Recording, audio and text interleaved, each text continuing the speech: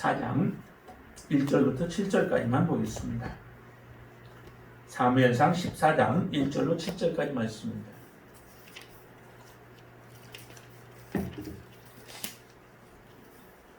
사무엘상 14장 1절로 7절 같이 함께 하나님의 말씀을 받겠습니다. 하루는 사울의 아들 요나단이 자기의 무기를 든 소년에게 이르되 우리가 건너편 블레셋 사람들의 부대로 건너가자 하고 그의 아버지에게는 아뢰지 아니하였더라. 사울이 기브와 변두리 미그론에 있는 석류나무 아래에 머물렀고 함께 한 백성은 600명 가량이며 아히야는 에봇을 입고 거기 있었으니 그는 이가봇의 형제 아히두베의 아들이요 비느하스의 손자요 실로에서 여호와의 제사장이 되었던 엘리의 증손이었더라. 백성은 요나단이 간 줄을 알지 못하니라. 요나단이 블레셋 사람들에게로 건너가려 하는 어귀 사이 이쪽에는 험한 바위가 있고 저쪽에도 험한 바위가 있는데 하나의 이름은 보세스요 하나의 이름은 세네라. 한 바위는 북쪽에서 믹마스 앞에 일어섰고 하나는 남쪽에서 게바 앞에 일어섰더라. 요나단이 자기의 무기를 든 소년에게 이르되 우리가 이 할례 받지 않은 자들에게로 건너가자. 여호와께서 우리를 위하여 일하실까 하노라. 여호와의 구원은 사람이 많고 적음에 달리지 아니하였느니라. 무기를 든 자가 그에게 이르되 당신의 마음에 있는 대로 다 행하여 앞서 가소서. 내가 당신과 마음을 같이하여 따르리이다. 아멘. 요나단 하면 여러분들 생각이 어떤 생각이 드나요? 또 어떤 사건들이 좀 이렇게 떠오르시나요? 여러 가지 많이 떠오르죠. 특별히 요나단 하면은 우리가 생각하는 게 다윗과의 그 아름다운 우정을 많이 이야기를 하죠. 참 그 우정은 이 세상에서 보기 힘들 만큼 아름다운 우정이에요. 어떤 육신적인 그런 마음도 아니고 사람들 또 그런 사람들도 있어요. 참 이상한 사람들은 그게 남자와 남자이기 때문에 뭐 동성적으로 생각하는 사람들도 있지만은 여자의 사랑보다도 더한 사랑이라고 하나님은 그렇게 성경에 표현해요. 다윗이 그렇게 고백을 하죠. 형 요나단을 바라보면서 또 그의 죽음을 보면서 하나님 앞에 그렇게 조가로 올려드리는 모습을 볼 때 정말 순수한 사랑이요, 아름다운 사랑이요, 하나님이 기뻐하시는 그런 사랑이었습니다. 그런 사랑의 모습, 그 사랑이 있기 전에 요나단과 다윗과는 정말 많은 어려움들이 있었죠. 많은 어려움들 가운데서 특별히 그 아버지, 요나단의 아버지 사울로 인하여서 겪는 그 아픔은 너무도 커요. 요나단은 정말 순수한 모습으로 다윗을 사랑하죠. 하나님이 보시는 다윗의 모습을 그대로 요나단은 바라보는 거예요. 그래서 다윗을 하나님이 어떻게 세우실 것이고 다윗을 통하여서 하나님이 어떤 일을 하실 것인가라고 하는 것들을 요나단은 알기 때문에 그 하나님의 뜻을 그대로 받아들여서 다윗을 그 눈으로 바라보는 거죠. 그렇게 다윗을 대하는 거예요. 참으로 그런 아름다운 모습이 우리 그리스도인들의 삶 속에서 사실은 필요한 부분이죠. 사람들을 바라볼 때에 그 사람들을 어떤 눈으로 바라보고 어떻게 대하는가라고 하는 것도 마찬가지예요. 정말 그 사람들을 하나님의 눈으로 바라보면 우리가 그 사람들의 약점과 단점들이 있지만 주님이 베드로의 약점을 감싸시고 그러면서 그의 앞으로 되어질 반석과 같은 모습으로 하나님 앞에 쓰임받을 베드로의 모습을 보면서 주님이 그를 부르시고 그에게 그렇게 축복함과 같이 우리도 그렇게 할 수 있죠. 근데 사람들은 그렇게 보지는 않는 거예요. 그냥 눈에 보이는 것이 전부예요. 그 눈에 보이는 것으로 판단하고 그 사람들을 대하게 되어지죠. 나보다 좀 더 못났으면 그 사람들을 무시해도 되는 것처럼, 나보다 더 좀 더 갖지 못했으면 그 사람들을 우리가 무시해도 되는 것처럼 생각을 하죠. 내가 고난이 있고 사람이 고난이 없으면 그 사람들을 아무렇게나 대해도 되는 것처럼 사람들은 생각하며 이 세상을 살아가요. 그렇게 살아가다 보니 많은 사람들이 상처로 정말 쓰러지고 무너져 버리는 경우들을 우리는 숱하게 많이 봐요. 그러기에 정말 그리스도인, 진정한 그리스도인이라고 한다면 이 요나단과 같은 모습의 그 믿음의 눈으로 바라보면서 사람들을 대할 때에 정말 하나님의 영광이 우리의 삶을 통해서 드러나고 우리는 세상의 빛으로 세상의 소금의 삶을 살아갈 수 있게 되어집니다. 요나단이 실제 다윗을 바라볼 때에 다윗은 어떤 사람이냐? 비록 자기는 왕자였고 다윗은 어린 소년이었지만은 하나님이 그를 통하여서 일을 하실 것을 요나단은 본 거죠. 그러기에 아버지가 말리고 아버지가 그를 오히려 좀 미워하고 멸시를 해도 다윗에 대한 그의 마음은 변함이 없습니다. 하나님이 그를 사랑하는 한 하나님과 함께 걸어가고자 하는 요나단의 마음이었던 거죠. 그 요나단의 마음의 모습을 우리가 보통은 이제 다윗과의 우정의 모습에서 우리가 바라보지만은 그러나 오늘 본문에서도 요나단의 참 믿음에 대한 부분을 우리에게 잘 말해주고 있는 부분들이 있어서 오늘 이 모습을 보면서 요나단이 정말 하나님과 동역한 그러한 삶의 모습을 오늘 본문 안에서 우리가 같이 보면서 은혜를 나누고자 합니다. 이 하나님을 참으로 신뢰한 요나단의 그 모습, 오늘 본문 읽은 것과 그 다음에 읽지 아니한 뒤에 부분들 통해서 우리가 보면은 요나단이 몇 가지의 그 동역의 모습을 보게 되어집니다. 첫 번째는 보면은 거기에 요나단이 블레셋 사람의 부대로 이제 건너가는 그 모습을 보게 되어지죠. 다른 사람들은 지금 어디에 있어요? 다른 사람들은 2절에 보시면은 사울이 기브와 변두리 미그론에 있는 석류나무 아래에 머물렀고 함께 600명도 그 자리에 머물러서 그냥 있어요. 다른 사람들은 도망갔죠. 도망가고 또 주변에 있는 은폐할 수 있는 곳에 숨었어요. 바위든 구리든 또 나무든 등등 해서 주변에 숨어서 어떻게 해서든 블레셋 사람들의 눈에 띄지 아니하고 살아남기 위하여서 온 사람이 흩어졌고 겨우 남은 사람들, 그 사람들이 지금 600명이에요. 600명의 사람들이 과연 블레셋 사람들과 싸울 만한 용기가 있을까? 그들과 대항해서 저들과 우리가 대항해서 이 나라를 지키자라고 하는 그런 의욕이 있을까? 모든 그 전투력이 상실되어지고 의욕이 상실되어진 그런 상황 속이에요. 그런 상황인데도 이 요나단과 또 그의 무기든 자 그 두 사람만이 어디로 가냐면은 블레셋 사람들의 부대로 건너가는 거예요. 이거는 참 세상 일반 사람들의 눈에 보면은 이것은 너무 무모한 행동이죠. 굉장히 무모한 행동이에요. 두 명이 가서 과연 그들과 싸워도 1대 100도 아니고 얼마나 그 숫자가 많아요. 이거는 자살 행위나 마찬가지죠. 그런 행동인데도 두 사람이 지금 블레셋 부대로 들어간다라고 고백을 하고 있어요. 그렇게 행동을 하고 있어요. 이것은 비록 목숨을 내어놓은 자살 행위와 같은 모습이지만 정말 하나님을 신뢰하고 하나님을 믿는 가운데서 행하는 행동이라면 그것은 하나님이 기뻐하시는 믿음의 행동이라는 거죠. 지금 요나단과 그의 무기든 자가 이와 같은 모습으로 지금 움직이고 있는 거예요. 하나님은 가만히 있을 때 행하지 아니하고 하나님을 신뢰하며 그 믿음의 행동을 보일 때에 하나님은 역사하는 거죠. 많은 사람들이 지금 있지만은 코로나 지금 환경 속에서 사람들이 과연 예배의 자리에 몇 명이나 이제 뭐 통제가 있기 때문에 또 그리고 그렇게 드리라고 하기 때문에 최소 인원으로 드리기는 하지만은 정말 그 최소 인원에 내가 들어가기를 원하여 사모하며 그 자리에 오는 사람이 과연 몇 명이나 될까?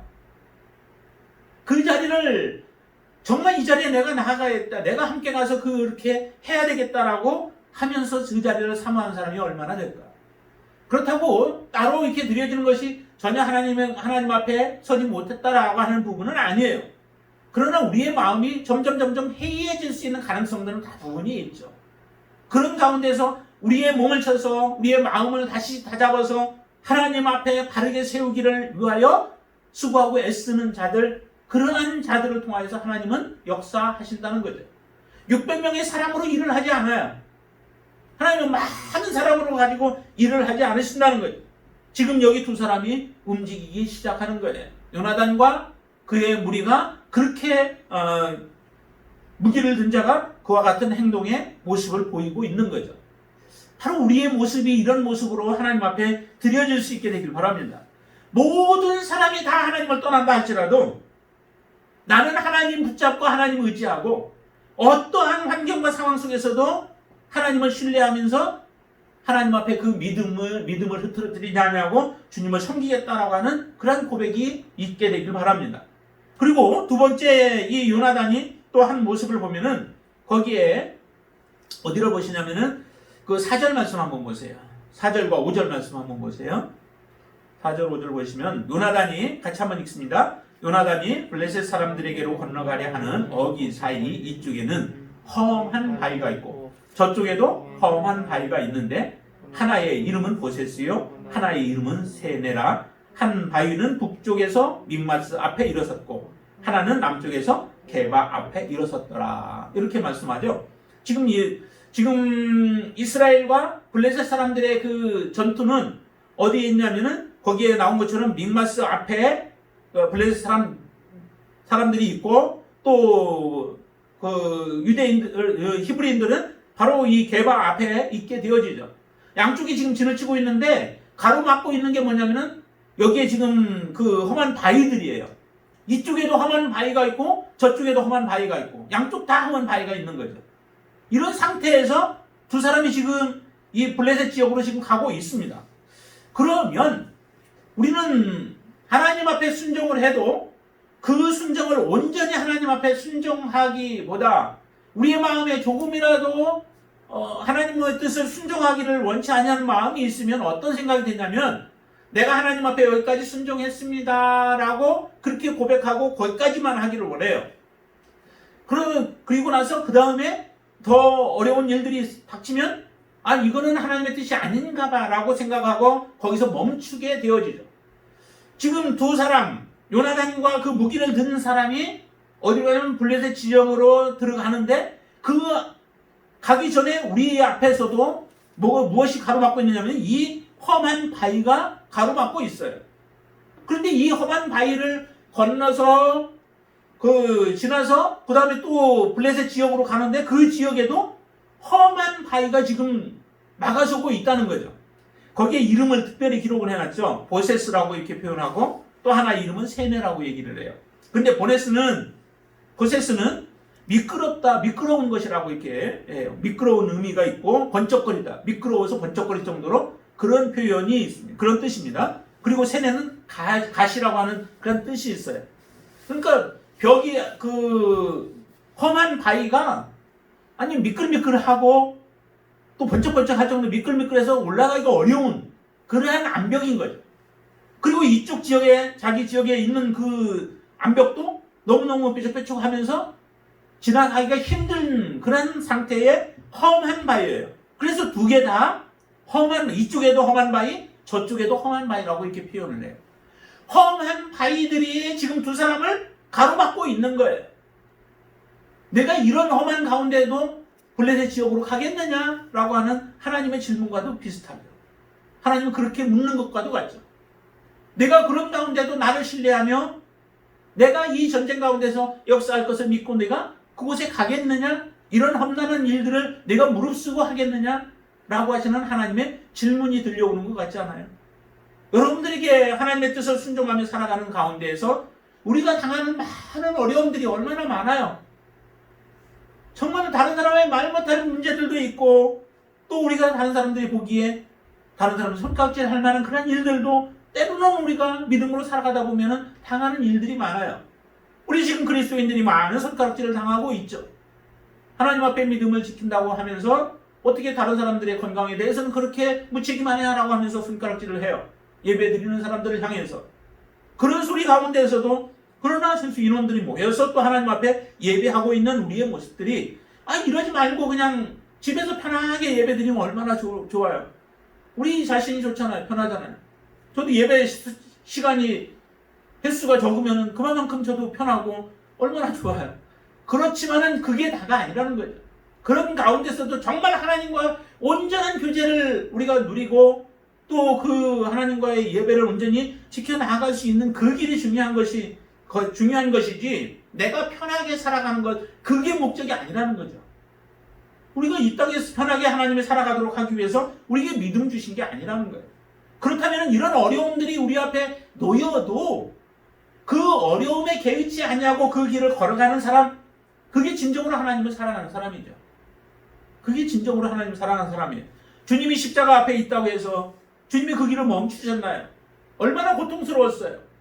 그렇기 때문에 제자들과 함께 가서 그 중에 3명은 더 데리고 가서 그러면서 주님은 더 멀리 가서 기도하기를 정말로 땀이 피가 될 정도로 그렇게 하나님 앞에 부르짖으며 그 십자가를 감당하기를 위하여 기도한 것 아니겠어요?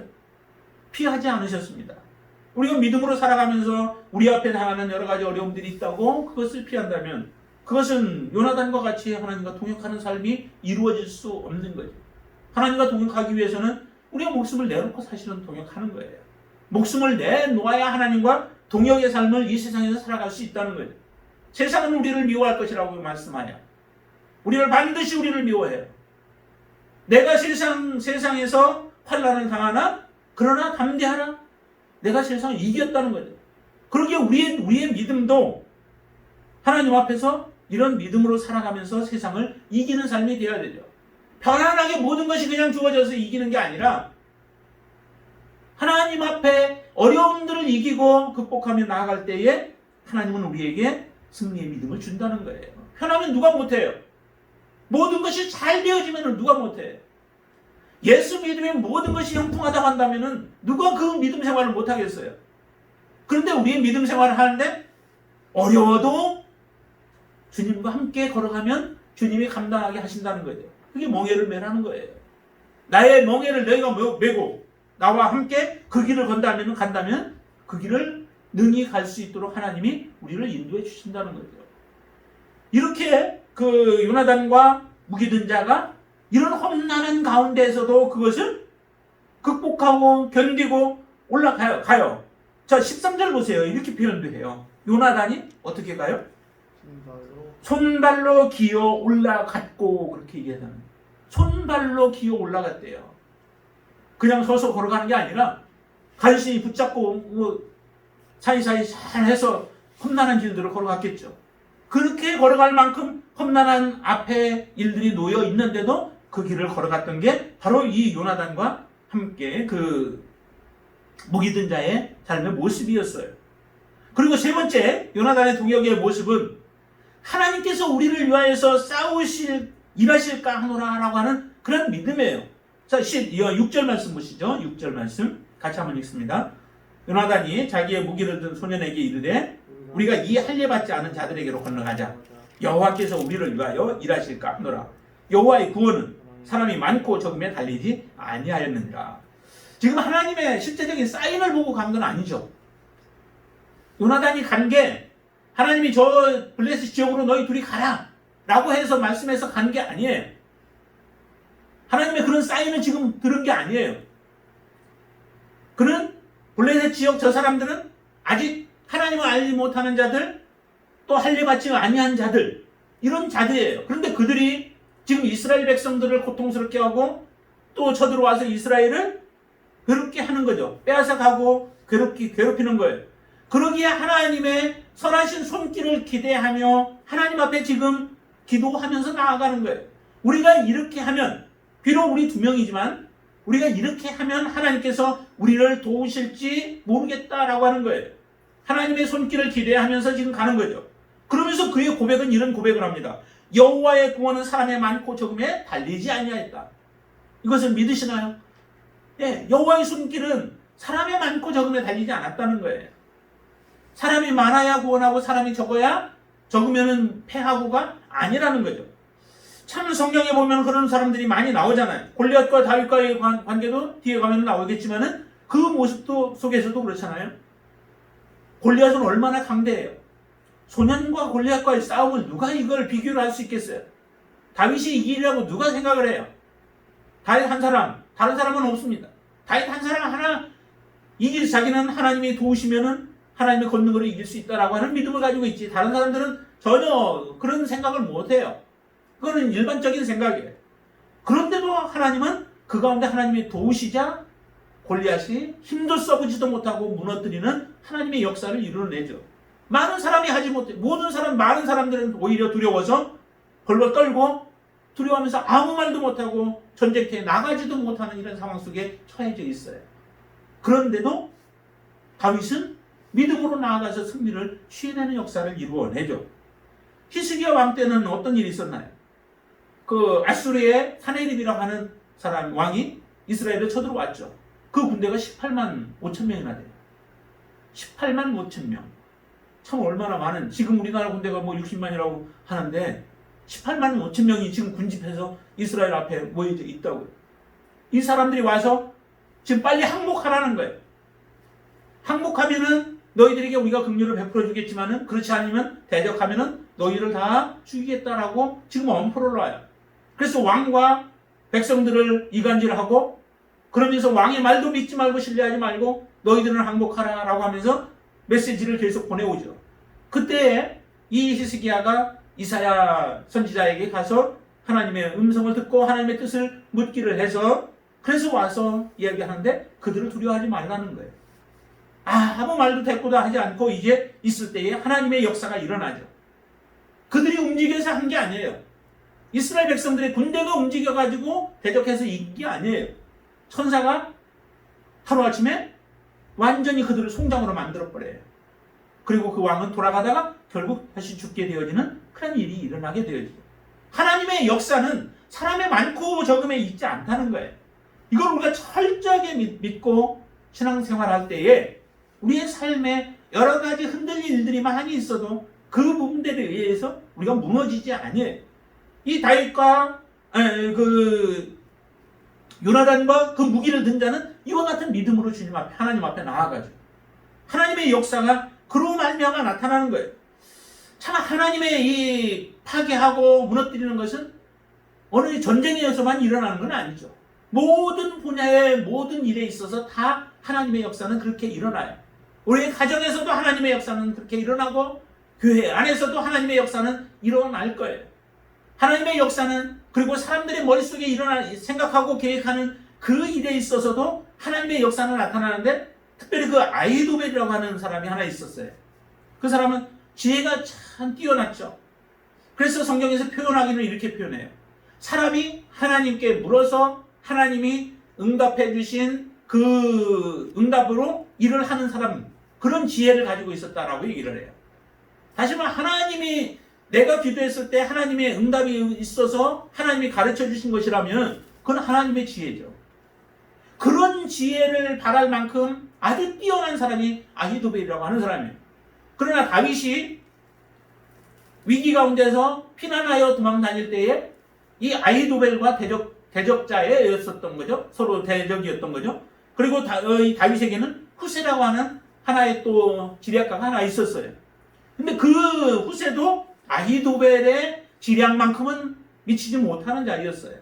그렇지만 하나님께서 후세와 다윗을 통하여 그 아히도벨의 계략을 무너지게 만들고 패하게 만들고 그것으로 인하여 아히도벨은 자책감을 가지고 집으로 가서 결국 목매달아 죽고 마는 그런 역사가 일어나요. 그러니까 사람의 지혜가 아무리 뛰어나고 철두철미한 계획을 가지고 일을 한다 할지라도 하나님의 계획 안에서 하나님이 하시면 그 모든 계획도 무너지게 되어 있습니다. 군대가 숫자가 많아도 철병거로 무장을 해도 아니면 모든 계획들을 다 자기들이 사로잡고 장악해서 일을 한다 할지라도 하나님의 역사가 아니고는 그 일은 결코 이루어질 수 없다라고 하는 겁니다. 다윗은 그런 하나님을 신뢰한 거죠. 하나님이 도우신다면 이 전쟁은 지금 보나마나 뻔한 전쟁이요. 이스라엘의 패배가 벌써 이루어졌고 더 이상 싸울 기력도 없고 힘도 없는 사람들 몇 명, 600명만 모여있는 이 상황 속에서 전쟁은 이미 기울어졌지만은 그러나 지금 기울어진 마지막 시간대라 할지라도 하나님이 우리와 함께 하시고 우리를 도우시기만 한다면 하나님의 손만 움직일 수 있다면 하나님의 뜻에 내가 합당한 모습으로 하나님 앞에 서기만 한다면 하나님은 반드시 승리를 우리에게 허락하실 것이다 라고 하는 그런 믿음이 있는 거예요. 그리고 고백하기를 정말로 하나님은 여호와의 구원은 사람의 많고 적음에 달려있지 않다. 하나님의 역사하심에 달려있는 거죠. 그것을 믿고 나아갔던 게 바로 이 요나단이었습니다. 그리고 또 하나 보면 이제 마지막에 하나는 이 요나단이 하나님의 사인은 이제 하나님의 사인을 묻는 거죠. 지금 여기까지는 본인 이렇게 해오지만은 마지막 정말 이게 하나님이 하시는 일인지 아닌지를 알기 위해서 하나님 앞에 기도하는 거죠. 그래서 어떤 기도냐면 정말 우리에 대한 반응이 어떻게 나오는가, 블레셋 사람들이 우리에게 어떻게 반응하는가를 보면서 그 상황을 우리가 그 상황 가운데 우리가 처하면서 어떻게 저들이 대하는가라고 하는 것을 보면서 하나님의 뜻을 발견하게 되어져요.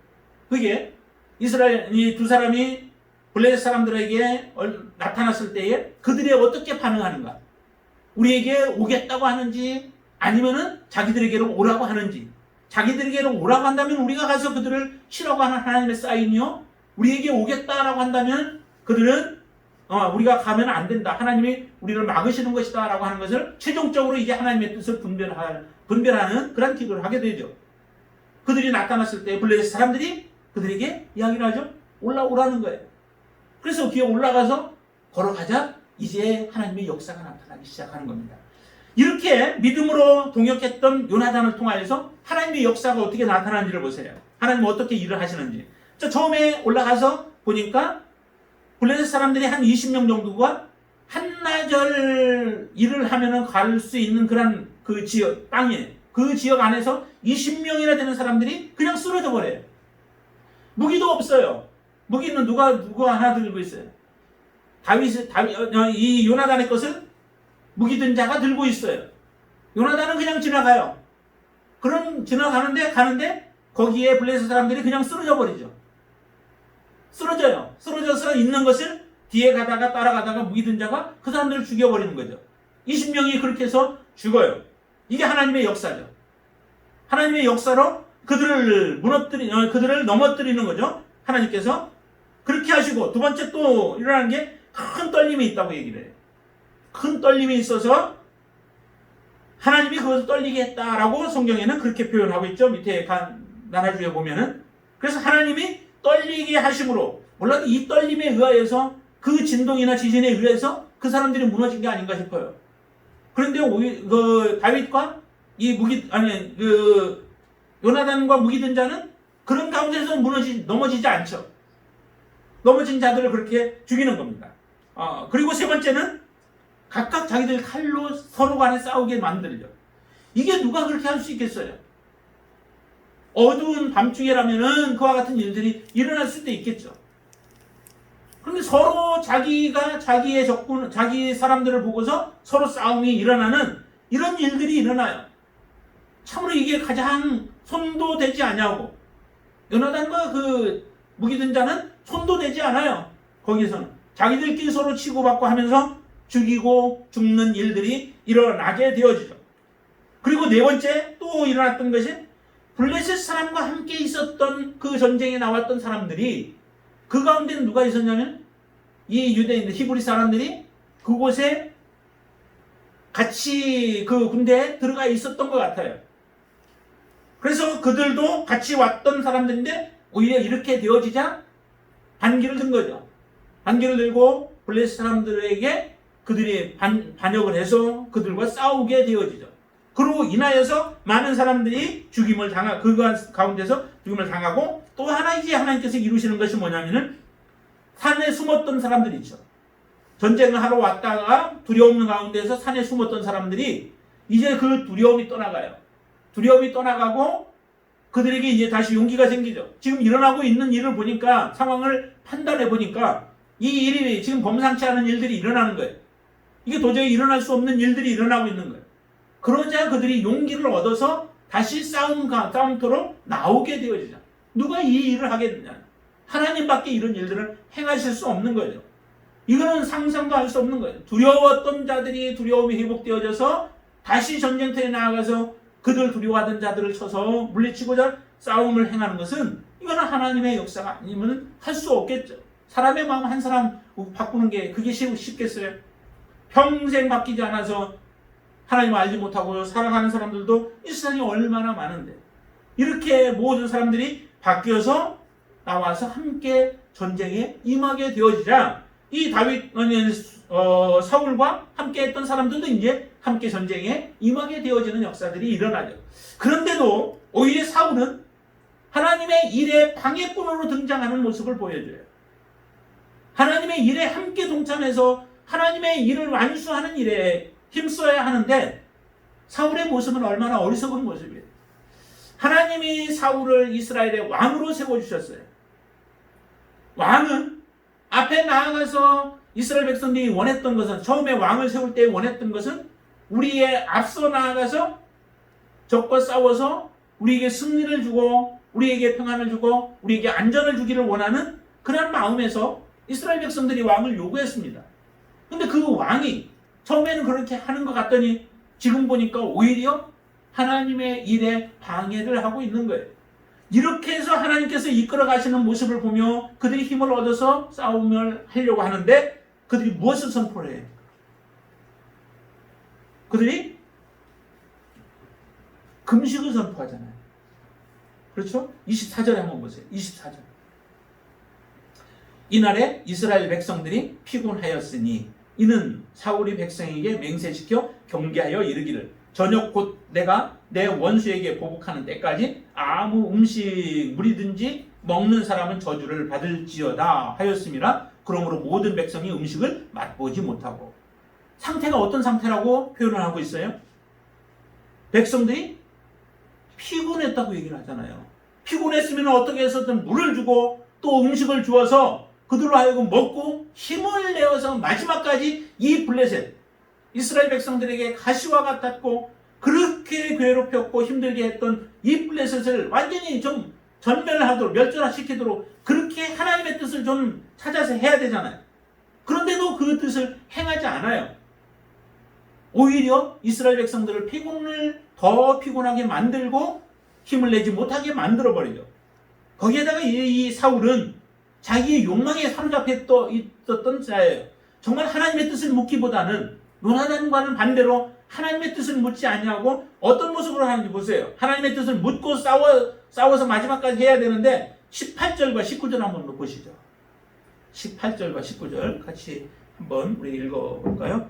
사울이 아히야에게 이르되 하나님의 궤를 이리로 가져오라 하니 그때에 하나님의 궤가 이스라엘 자손과 함께 있음이니라. 사울이 제사장에게 말할 때에 블레셋 사람들의 진영에 소동이 점점 더한지라. 사울이 제사장에게 이르되 내 손을 거두라 하고 그러죠.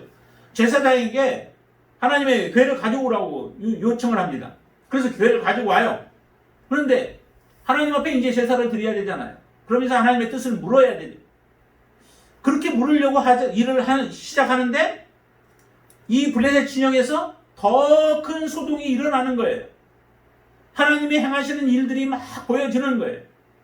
그러니까 하나님의 뜻을 물을 필요도 없는 거예요.